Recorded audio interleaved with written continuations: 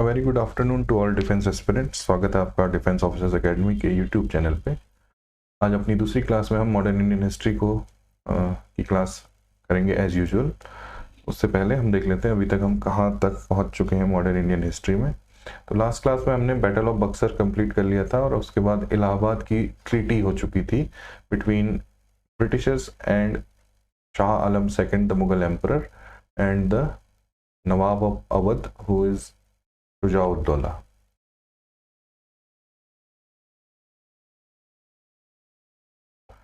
So after that treaty, जो कि हम पिछली क्लास में पढ़ चुके थे, आज हम कैरी फॉरवर्ड करते हैं आगे। तो बक्सर के युद्ध के बाद एक स्थिति पैदा हो गई है बंगाल में, वो है डुअल गवर्नमेंट की स्थिति। डुअल गवर्नमेंट इस लिहाज से कि एक तो नवाब ऑफ बंगाल है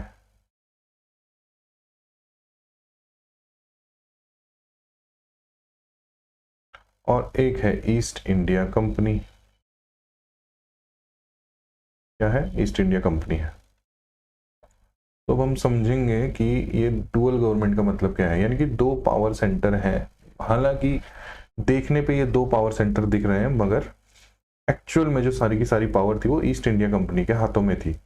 ईस्ट इंडिया कंपनी के हाथों में पावर होने का मतलब है कि या तो ईस्ट इंडिया कंपनी एक्वायर कर लेती पूरा का पूरा बंगाल, बट उसने ऐसा किया नहीं। उसने दो पावर सेंटर बने रहने दिए।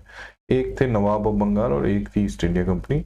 जो दीवानी और निजामत दो राइट्स होते हैं, उनको एक तरह से कंपनी ने अपने ही अंडर ले लिया था। लेकिन जो दीवानी है और जो निजामत है, दो टाइप के राइट होंगे। यहाँ पर दो तरह के काम होंगे बंगाल को चलाने के लिए। तो दीवानी में आता था कलेक्टिंग रेवेन्यूज, यानी कि जितना भी रेवेन्यू है, टैक्स कलेक्शन है, वो दीवानी राइट्स के अंडर आ जाता है।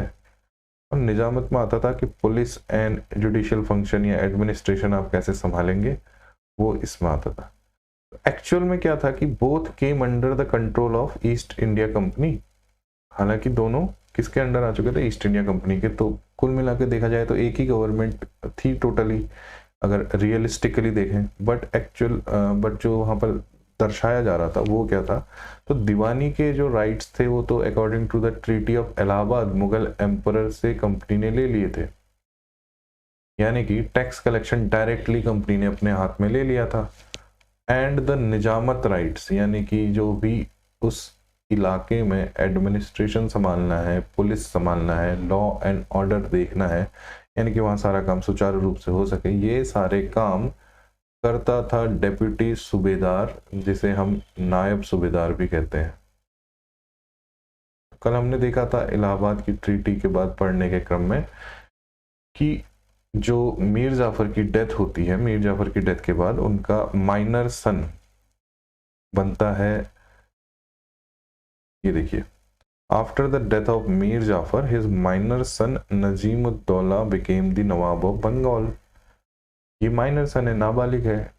इसका मतलब है कि इसको सिर्फ गद्दी पर बैठना है, ये शक्ल है उस जगह पे जो शासन कर रहा है उसकी, लेकिन एक्चुअल पावर, यानी कि जो सही में मायनों में अपनी शक्तियों का प्रयोग कर रहे हैं, वो है कौन? Actual the real power of administration ले इन दी हैंड्स ऑफ नायब सूबेदार। नायब का मतलब ही होता है deputy.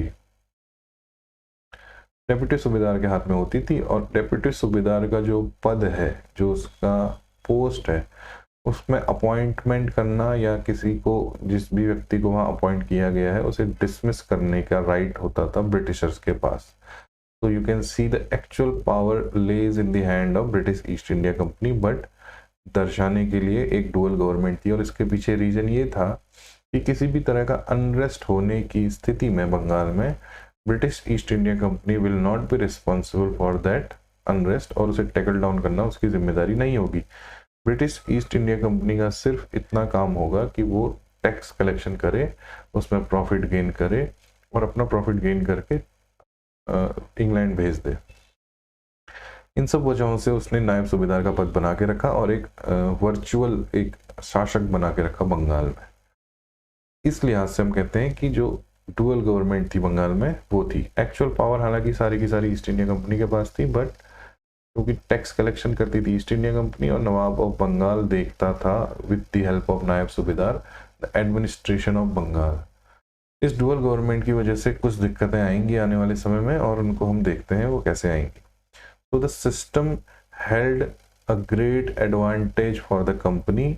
It left the appearance of authority to the puppet Indian ruler, यानी कि बाहर बाहर से देखने पे आपको बंगाल का नवाब वहां का रूलर दिखेगा, but while keeping the sovereign power in the hands of company. लेकिन असली जो ताकत थी वो ईस्ट इंडिया कंपनी के पास थी।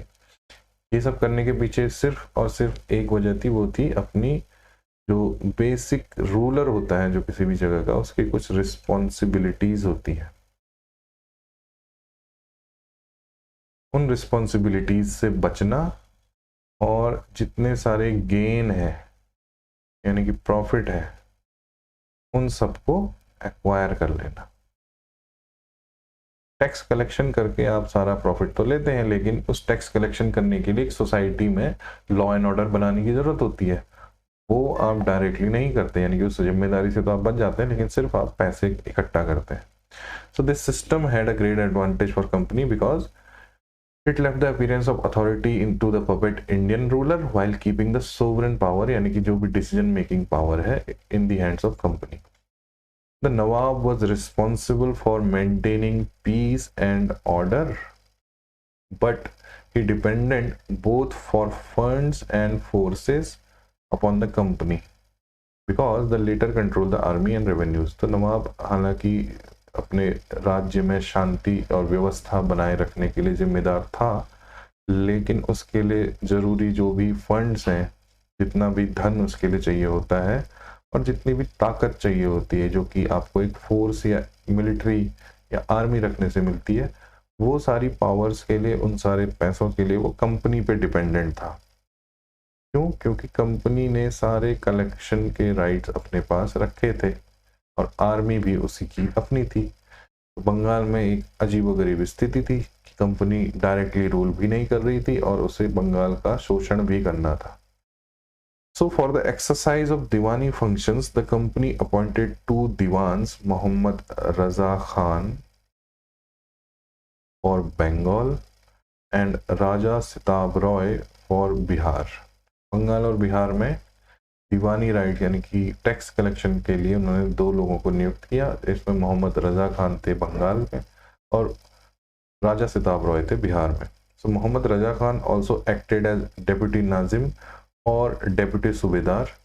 यही मोहम्मद रजा खान डेप्यूटी सूबेदार भी बनाए गए थे। इस तरह से डुअल सिस्टम चलता रहा बंगाल में और एक्चुअल पावर कंपनी के पास होने के बावजूद नवाब को बनाए रखा गया जस्ट एज अ पपेट। किसी भी तरह का रिवोल्ट होने पर नवाब उसे झेलेगा, इस तरह की चीज़ों को संभालेगा, इसलिए नवाब को बनाकर रखा गया था।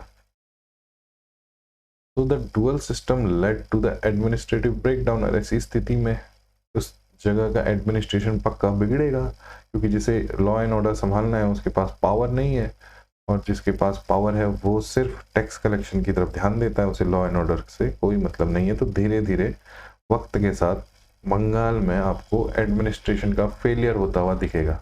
तो the dual system led to an administrative breakdown and proved disastrous for the people of Bengal. इसने बहुत ज़्यादा जो डिजास्ट्रस सिचुएशन पैदा कर दी थी बंगाल के लोगों के बीच। Neither the company nor the Nawab cared for administration and public welfare, क्योंकि न कंपनी को इस बात की परवाह थी और न ही नवाब को इस बात की परवाह थी कि लोगों की इच्छाएं आकांक्षाएं क्या हैं, उनकी ज़रूरतें क्या हैं, उन्हें कैसे पूरा किया जाए।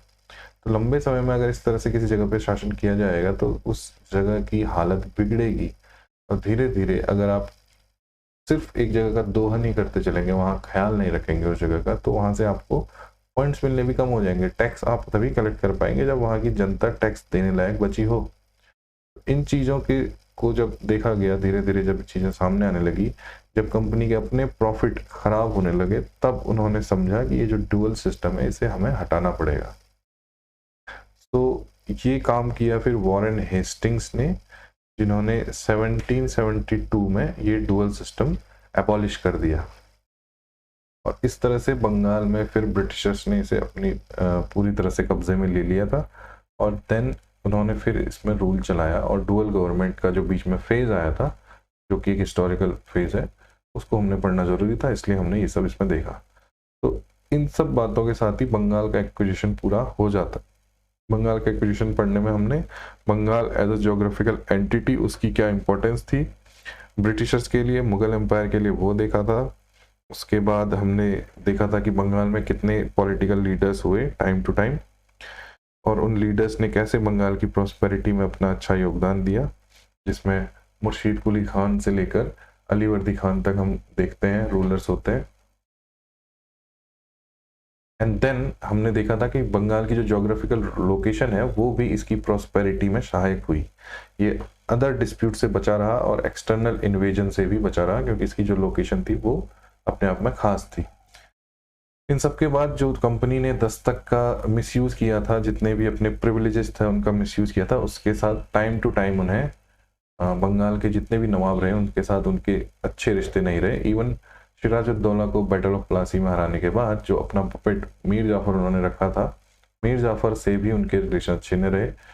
मीर जाफ़र को हटाकर उन्होंने मीर कासिम को फिर नवाब बनाया, उसके साथ भी उनके रिलेशन अच्छे नहीं रहे। और एट द एंड जब बैटल ऑफ बक्सर होता है तो कंपनी डुअल गवर्नमेंट का सिस्टम बंगाल में अप्लाई कर लेती है, जिसमें वो सिर्फ टैक्स कलेक्शन करेगी और सारे के सारे टैक्स फ्री ट्रेड करेगी उस एरिया में, और बाकी एडमिनिस्ट्रेशन संभालेगा बंगाल का नवाब विद द हेल्प ऑफ नायब सूबेदार।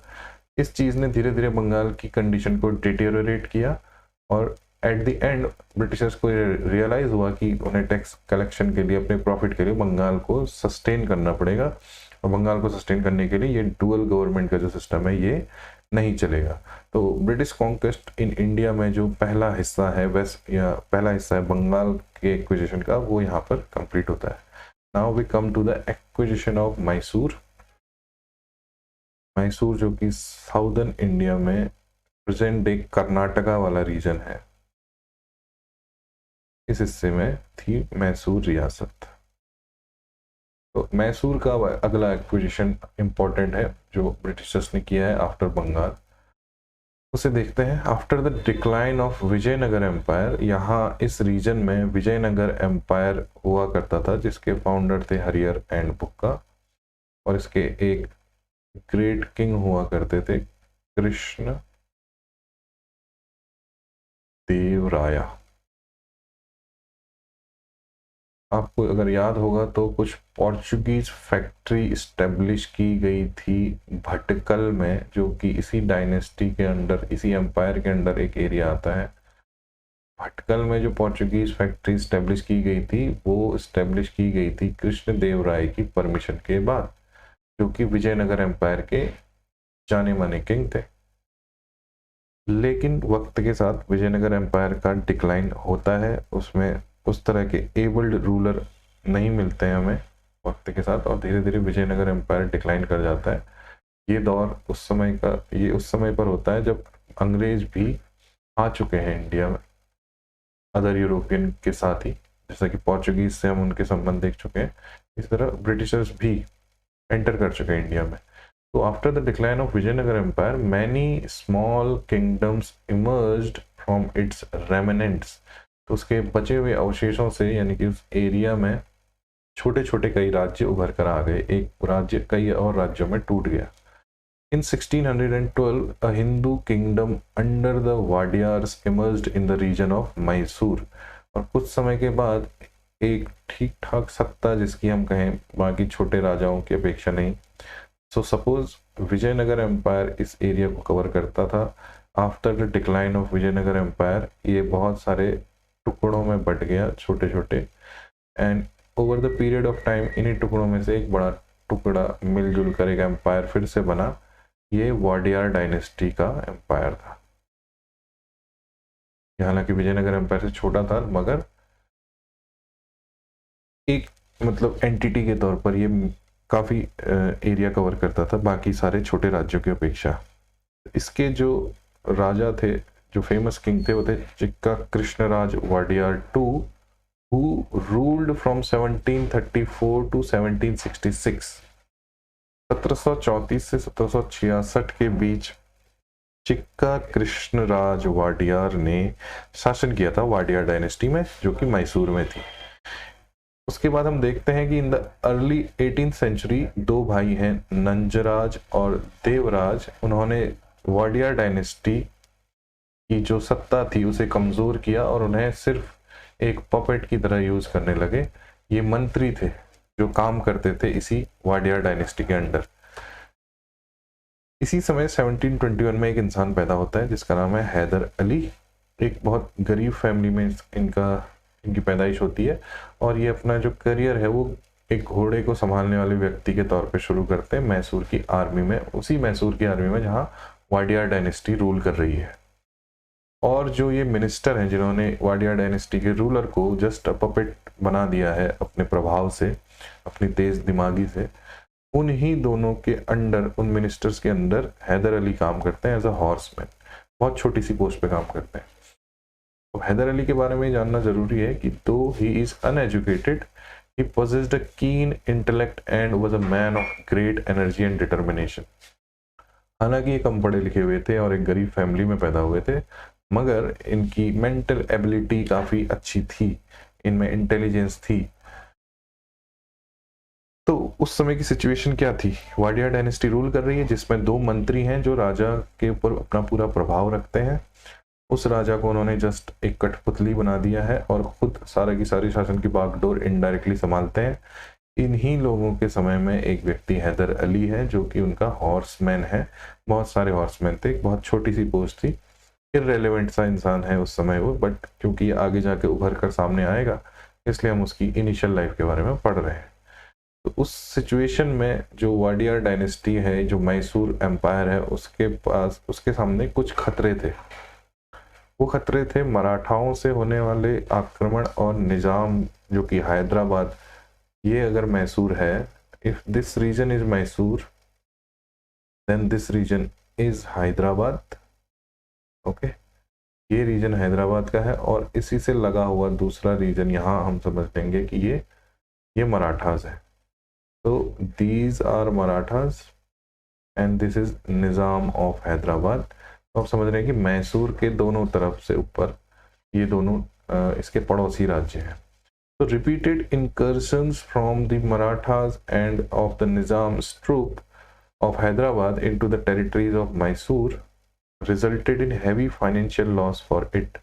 इस वाडिया डायनेस्टी के ऊपर समय समय पे कभी मराठा तो कभी निज़ाम आक्रमण करते रहते थे और बहुत सारी चीज़ें लूट के ले जाते थे और काफ़ी सारा नुकसान होता था मैसूर की डायनेस्टी को। विजयनगर एम्पायर के बाद वाडियार डायनेस्टी जो बनी है उसके ये स्थिति है अभी के समय में, जब हम देख रहे हैं 1734 से 66 के बीच का time period. Mysore where a leadership vacuum was created filled by Hyder Ali in 1761 when he became the ruler of Mysore।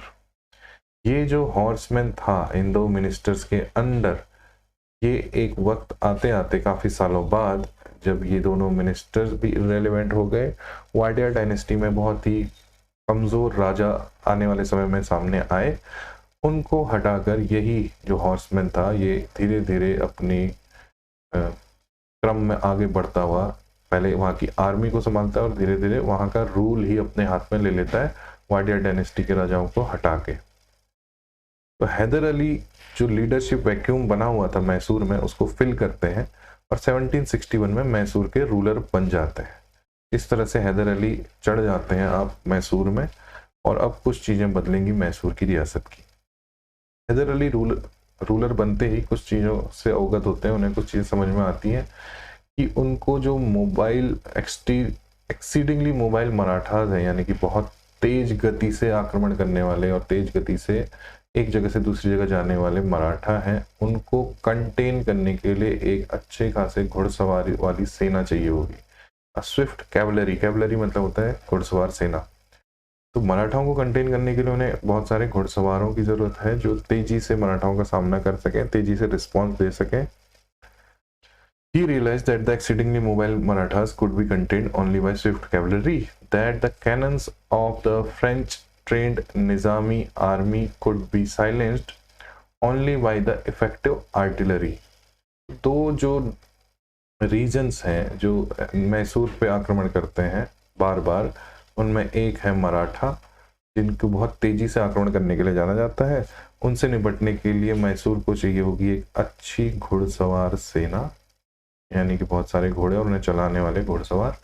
उसी के साथ ही जो निज़ाम ऑफ हैदराबाद बार बार इन पे आक्रमण करते हैं, उनके पास एक स्ट्रेंथ थी कि उन्हें फ्रांस के सपोर्ट से मिली हुई थी कुछ तोपें।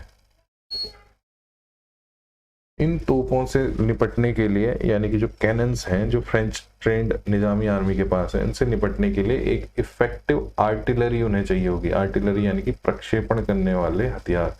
प्रक्षेपण से समझिए कि गुलेल होती है, जैसे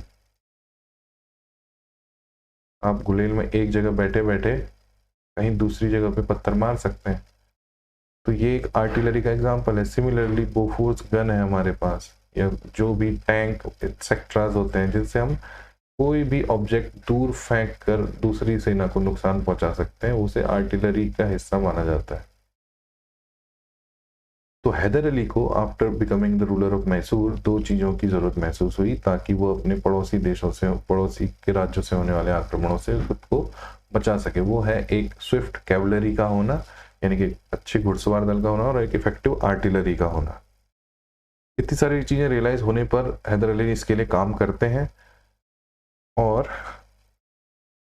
कहाँ थे? He realized that the exceedingly mobile Marathas could be contained only by swift cavalries, that the cannons of the French-trained Nizami army could be silenced only by an effective artillery, and that the superior arms from the west could only be matched by arms brought by the same place or manufactured with the same know-how.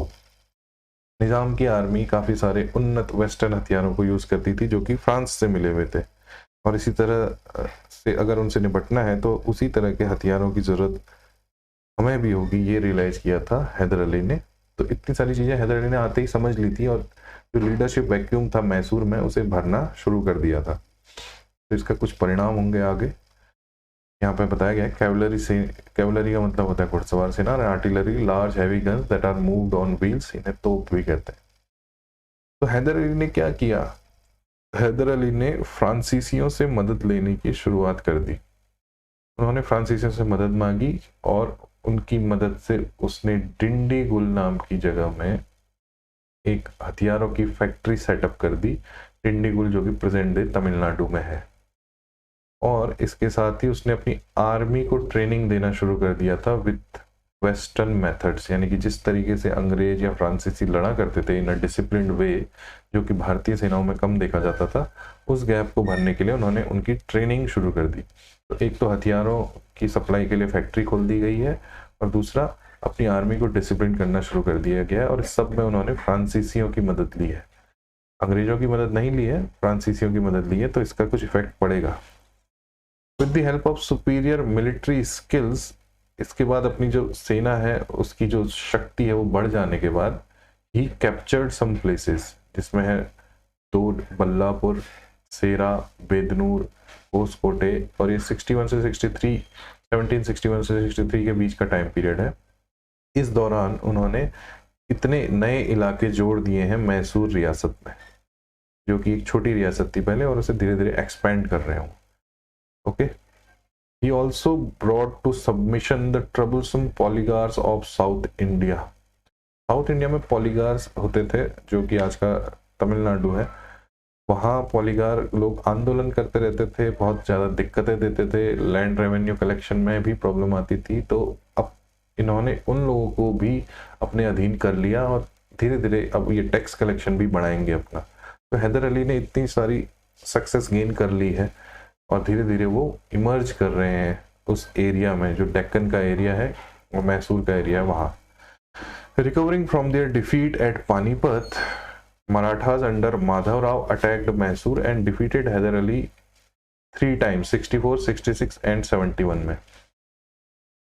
दूसरी तरफ मराठा हैं, वो भी अपने आप में शक्तिशाली शक्ति हैं, और आपने देखा था कि अहमद शाह अब्दाली नादिर शाह के आक्रमण के टाइम पर ही थर्ड बैटल ऑफ पानीपत के बारे में जब हमने पढ़ा था, पानीपत के युद्ध में इनकी हार हुई थी मराठाओं की अहमद शाह अब्दाली के हाथों, और उससे रिकवर करते हुए अब उन्होंने नॉर्थ की तरफ अपने इन्वेजन को कम किया और साउथ यानी कि मैसूर की रियासत की तरफ ज़्यादा उनका ध्यान लगा।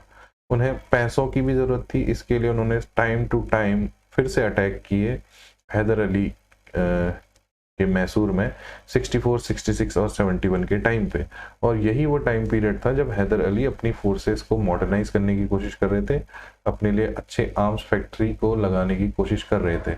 इन सब लूटों की वजह से ही हैदर अली को रियलाइज हुआ कि उन्हें किन चीज़ों की ज़रूरत पड़ेगी। इन 3 तरह की लूटें जो कि बार बार हैदर अली की रियासत पे हो रही थी, उससे बचने के लिए उन्होंने to buy peace Hyder Ali had to give them a large sum of money, but after Madarao's death in 1772, Hyder Ali raided the Marathas and a number of times during 1774 to 76 and recovered all the territories he had previously lost besides capturing new areas. मराठाओं और हैदर अली का conflict है माधवराव के होने तक ये स्थिति है कि बार बार मैसूर को लूटा जाता है, 3 बार आक्रमण होते हैं, और हैदर अली उस समय अपनी चालाकी का परिचय देते हुए, अपनी इंटेलिजेंस का परिचय देते हुए उनसे एक ट्रीटी कर लेते हैं, उनको बहुत सारा पैसा देते हैं और कहते हैं हम आपको टाइम टू टाइम पैसा देते रहेंगे, और कुछ एरिया जो आपने हमारे कैप्चर किए हैं वो भी आपके ही पास रहेंगे, बस आप आक्रमण नहीं करेंगे टाइम टू टाइम, इतना हमें एश्योर कीजिए। ये टाइम है जो हैदर अली यूज़ कर रहे हैं अपनी स्ट्रेंथ को बढ़ाने के लिए। अभी वो किसी कॉन्फ्लिक्ट में नहीं पड़ना चाहते, इसलिए उन्होंने इस तरह की कॉम्प्रोमाइज़ करने के लिए वो राजी हो जाते हैं। लेकिन जैसे ही माधवराव की डेथ होती है, जो कि ग्रेट मराठा लीडर थे, उनकी डेथ के बाद जो थोड़ा बहुत मराठा शक्ति में हल्की कमज़ोरी आने लगती है, उसका फ़ायदा उठाते हैं हैदर अली, और 1774 से 76 के बीच लगातार मराठाओं पर छापे मारते हैं और अपनी सारी जितनी टेरिटरीज थी, जितना भी एरिया मराठाओं ने लिया हुआ था, उस सबको वापस अपने अंडर ले लेते हैं, और न सिर्फ अपने एरिया को वापस ले लेते हैं बल्कि मराठाओं को भी अब वो लूटते हैं। तो एक इंसान जो पहले 2 कदम पीछे हटा था, अब वो एक लंबी छलांग मार रहा है और अपने सारे जो लॉसेस थे उनको रिकवर करने की कोशिश कर रहे हैं। तो इसके साथ ही अब फर्स्ट एंग्लो मैसूर वॉर की तरफ बढ़ेंगे, उसको जानेंगे, लेकिन इससे पहले हमें एक बैकग्राउंड समझना जरूरी था कि मैसूर में जो रियासत है उसकी क्या हिस्ट्री रही थी, और अंग्रेजों के मैसूर को कैप्चर करने तक वहाँ क्या जो बैकग्राउंड है वो हमने समझना था। इसमें हमने वाडियार डायनेस्टी से लेके हैदर अली और मराठाओं से उनके संघर्ष, इन सब बातों को अभी तक देखा। तो आई होप इसमें कोई डाउट नहीं होगा और सारी बातें हम ठीक से समझ चुके होंगे। एक बार फिर से मैं पूरी बात को रिवाइज कर दूं कि विजयनगर एम्पायर साउथ में, जो कि कर्नाटका का रीजन है, वहाँ काफ़ी जाना माना एम्पायर था। विजयनगर एम्पायर के फॉल होने के बाद, जिसके ग्रेट रूलर थे कृष्णदेवराय, जिनके पुर्तगालियों से अच्छे संबंध थे, ये हम पिछली क्लासेज में पढ़ चुके हैं, उनके डिक्लाइन होने के बाद वहाँ एक नई डायनेस्टी इमर्ज होती है, एक हिंदू किंगडम इमर्ज होता है, एक कृष्णराज वाडियार टू, जिसके एमिनेंट रूलर थे, वो होती है वाडियार डायनेस्टी। तो विजयनगर एम्पायर के फॉल के बाद वाडियार डायनेस्टी उभर कर सामने आती है उस रीजन में। लेकिन जितना विजयनगर एम्पायर था, जो उसका जोग्राफिकल एरिया था, वो अब डिक्लाइन भी कर जाता है, यानी कि जो वाडियार डायनेस्टी है वो अब उतनी बड़ी डायनेस्टी नहीं होगी। इसके साथ ही जो वाडियार डायनेस्टी के राजा थे, उनके ऊपर इन्फ्लुएंस था उनके मिनिस्टर का, एक सर्वाधिकारी थे और एक दलवाई थे, ये 2 पोस्ट होती थी मिनिस्टर्स की, नंजराज और देवराज। इन्होंने भी वाडियार डायनेस्टी को कमज़ोर किया क्योंकि राजा इनके प्रभाव क्षेत्र में रहता था और ये लोग अपना फ़ायदा का काम करते थे, बाकी जो भी स्टेट की प्रॉस्पेरिटी है उस पर इनका ध्यान नहीं होता था। मीनवाइल इसी दौरान हैदर अली नाम का एक व्यक्ति पैदा होता है और इन्हीं नंजराज और देवराज के अंडर एक हॉर्समैन का काम करता है, एक अस्तबल संभालता है। धीरे धीरे जब समय गुजरता है, ये मिनिस्टर्स अपनी एज पूरी करके जाते हैं, वाडियार डायनेस्टी में नए रूलर आते हैं, नया राजा बनता है, तो उन कमज़ोर राजाओं की कमज़ोरी का फ़ायदा उठाते हुए हैदर अली 1761 में खुद वहाँ के रूलर बन जाते हैं। वहाँ का रूलर बनने से पहले वो वहाँ के सेनापति या आर्मी कमांडर भी बनते हैं और धीरे धीरे अपनी पोजीशन को स्ट्रॉन्ग करते रहते हैं। इन बिटवीन जो मैसूर की रियासत है वाडियार के टाइम से ही उस पे दो तरह के आक्रमण बार बार होते रहते थे, मराठाओं के और निजाम के। इन दोनों से निपटने के लिए जब हैदर अली अपने हाथों में सत्ता लेते हैं तो उन्हें समझ में आता है कि मराठाओं से निपटने के लिए उन्हें एक स्विफ्ट कैवलरी यानी कि एक तेज घुड़सवार सेना चाहिए, और निज़ाम ऑफ हैदराबाद की सेनाओं से लड़ने के लिए उन्हें एक इफेक्टिव आर्टिलरी या तोप या अच्छे खासे आर्म्स चाहिए, क्योंकि जो निज़ाम की सेना थी वो फ्रांसीसियों द्वारा ट्रेंड सेना थी और उन्हें हथियार भी वही प्रोवाइड करते थे। तो इन सब से निपटने के लिए वो फ्रांसीसियों की मदद लेते हैं, एक आर्म फैक्ट्री को एस्टेब्लिश करते हैं और अपनी आर्मी को ट्रेन करते हैं। इसी बीच मराठा उन्हें बार बार लूटने के लिए आते हैं, तो उनसे बचने के लिए हैदर अली कुछ समय के लिए समझौता कर लेते हैं और कुछ पैसे उन्हें देते हैं, अपनी टेरिटरी एक्वायर करने देते हैं। लेकिन जैसे ही मराठाओं में उनके लीडर माधवराव की डेथ होती है तो वैसे ही हैदर अली अपना सारा हिसाब चुकता कर लेते हैं और मराठाओं को समय समय पर रेड करते हुए उनसे न सिर्फ अपनी टेरिटरी लेते हैं बल्कि उनसे अपने जो रिकवरी है, जो धन है, वो भी कर लेते हैं और अपनी पोजीशन को फिर से स्ट्रांग बनाने की कोशिश करते हैं। So this is all the background of the Mysore. कल हम इसमें देखेंगे कि फर्स्ट एंग्लो मैसूर वॉर कब हुआ और कैसे हुआ, अंग्रेज कैसे इस पिक्चर में आते हैं। सो अगर आपको ये क्लास पसंद आई हो तो do like the video and please share and subscribe our YouTube channel. Till then, all the best for your preparations. Bye bye.